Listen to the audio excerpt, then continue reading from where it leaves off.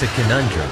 The U.S. Navy can easily stop the most powerful missiles in their tracks with ease, but is gravely threatened by little slow stealthless kamakazi drones. While this is almost funny, it comes at a very dangerous time. The Houthis continue to attack the U.S. on the Red Sea, and in response the U.S. Navy must now do the impossible. The U.S. Navy must add laser weapons to its already formidable aircraft carrier fleet. Aircraft carriers are the ultimate indicator of the might of a nation. The larger and more powerful a nation's carrier fleet is, the stronger the nation. The U.S. has the largest and most powerful carrier fleet in the world. By a wide margin, 11 carriers exist in this fleet, every single one of which is larger than every other carrier on the planet. In fact, with 47 carriers in service globally, this means the U.S. has almost a quarter of all operational carriers in the world today. And with roughly 5-acre decks per carrier, their total combined deck space is more than double that the carriers of all other nations combined. These massive American ships are currently split into two classes: 10 in the Nimitz class and 1 in the Gerald Ford class. The Nimitz class carriers include SS Nimitz, which regularly moves in and out of Naval Base Kitsap in Washington, USS Truman, which recently completed a planned incremental availability period, USS Bush, which just began its planned incremental availability period. There is the USS John C. Stennis, currently in the middle of a reactor and complex overhaul to make it work like new, the USS Reagan in Japan, the only one home ported overseas. There are USS Theodore Roosevelt, USS George Washington, USS Abraham Lincoln, USS Vincent, and USS Eisenhower. These 10 carriers, packed with lethal aircraft, efficient launch and arrest systems, destructive weapons, and highly skilled sailors, operated as the main muscle of the U.S. Navy for decades since 1975. Then in 2017 they met their successor, the USS Gerald Ford. The USS Gerald Ford is the first of the new Ford class of aircraft carriers that built on the lessons learned from the Nimitz-class carriers. As a result, it is everything the Nimitz-class carriers are and more. So, when the U.S. needed to intimidate Israel's enemies from taking advantage of an injured country after Hamas's vicious October 7th attacks, the USS Ford was the ship of choice, and on arrival it didn't disappoint. $13 billion worth of American dominance had reported itself ready for duty, and enemy forces had no choice but to behave themselves inside.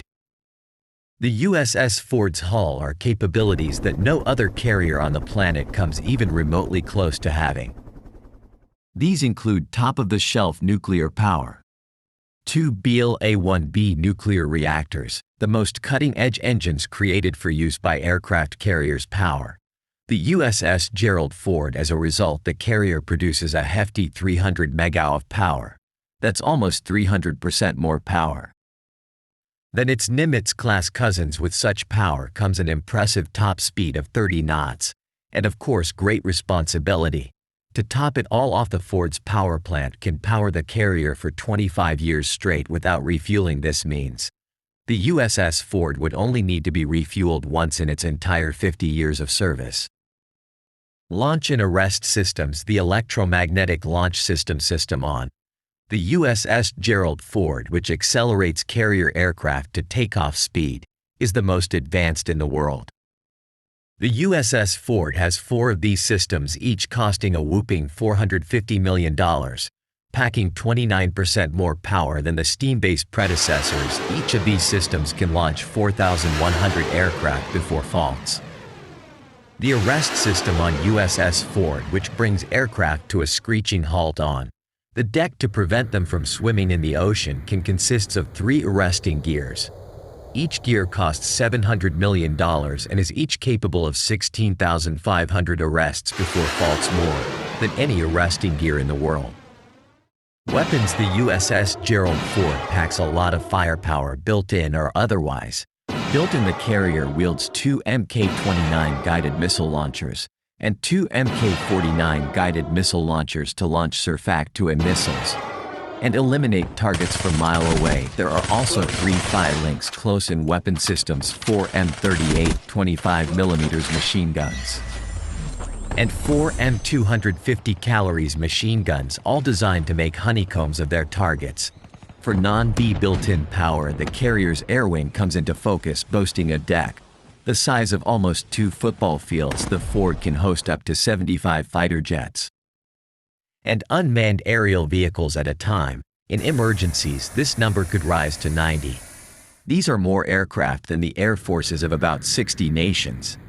These aircraft can include a cocktail of FA-18 Hornets, Super Hornets, AA-118 Grams Growlers, E-2 Hockey, the F-35B, F-35C, and a host of other jets that fly off into the horizon to perform surveillance, spot threats, identify threats, or eliminate threats depending on how annoying the threats have been.